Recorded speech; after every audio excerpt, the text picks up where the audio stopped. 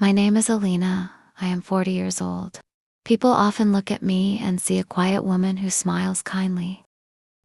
But if you saw me 3 years ago, you wouldn't recognize me.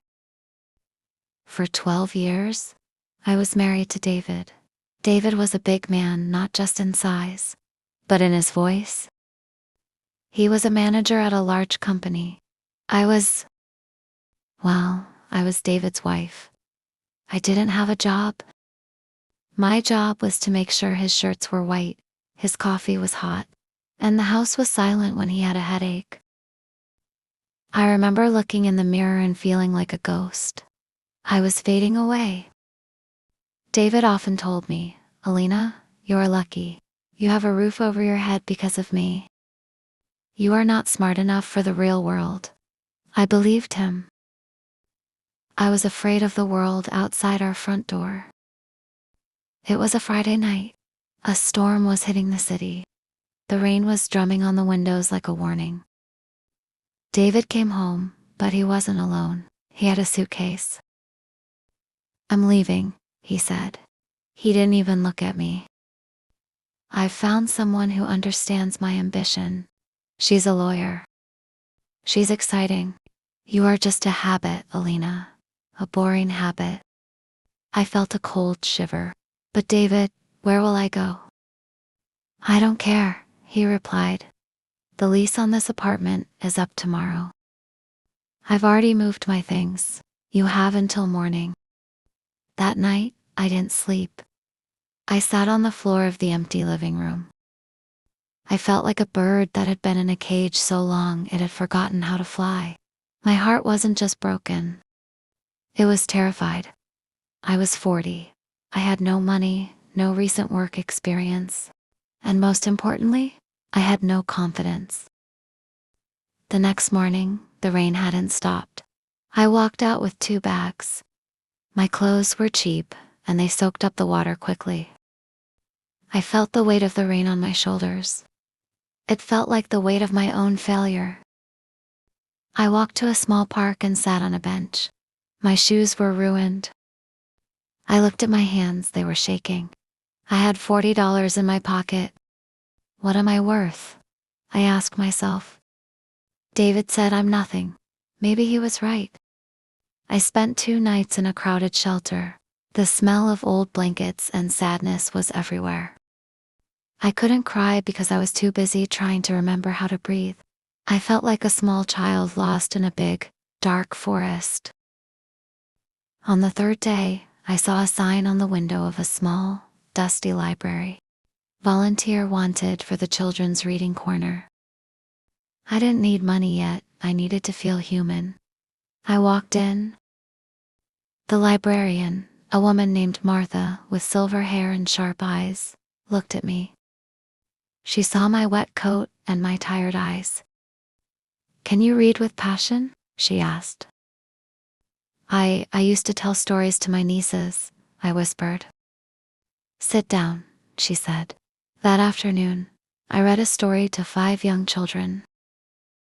For the first time in years, someone was listening to me, not David's wife, but me. When the children laughed, I felt a tiny spark inside my chest.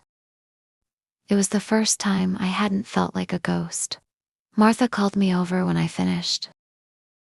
"You have a gift, Elena. You make the words come alive. You should apply for the assistant job at the primary school down the street. They need people who care." "I can't," I said quickly. "I'm not smart enough.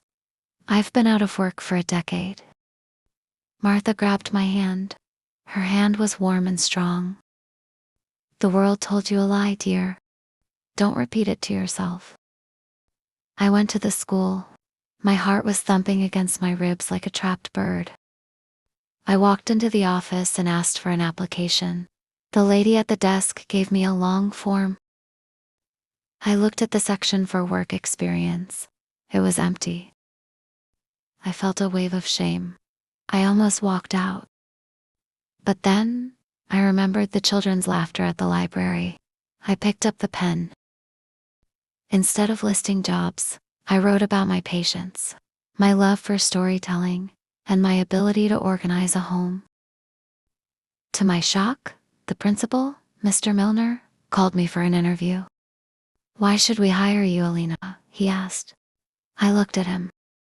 I decided to be honest. "Because I know what it feels like to be invisible, and I will make sure no child in my classroom ever feels that way." He hired me. It was a part-time job, cleaning and helping with the kids. But it felt like I had won the lottery. With my first paycheck, I rented a tiny studio apartment. It was on the 4th floor of an old building.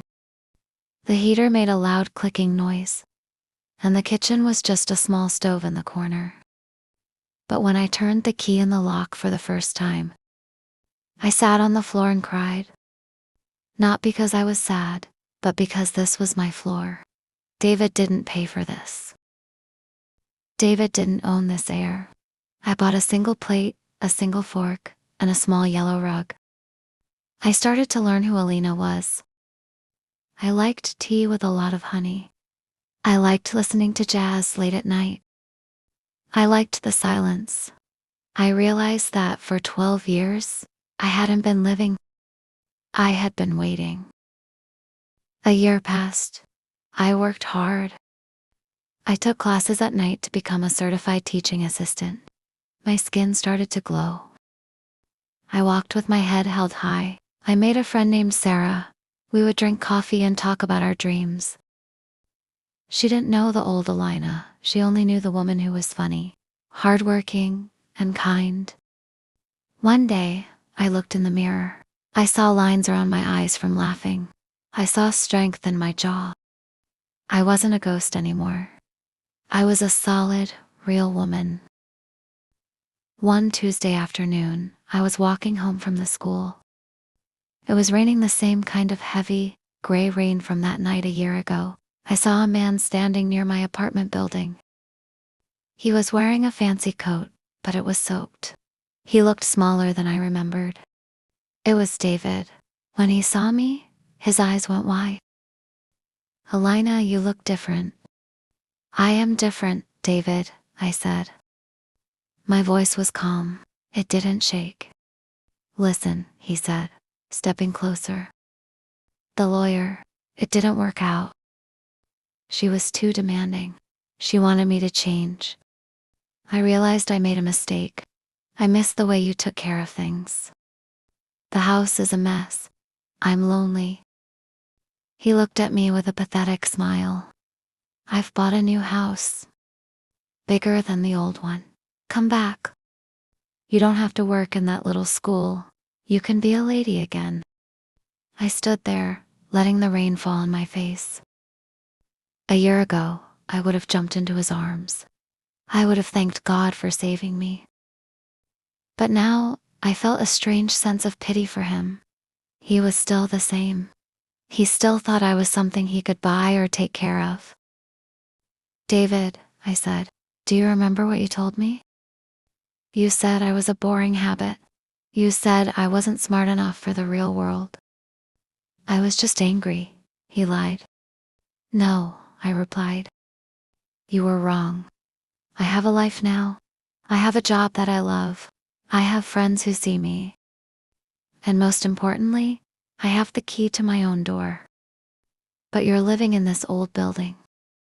He shouted, "I can give you luxury. I don't want luxury, David. I want peace. And I found it without you." I turned my back on him. I didn't look back to see if he was watching. I walked up the 4 flights of stairs to my tiny, clicking apartment. I closed my door and locked it. I leaned against the wood and closed my eyes. I looked at my yellow rug. I looked at my books on the shelf.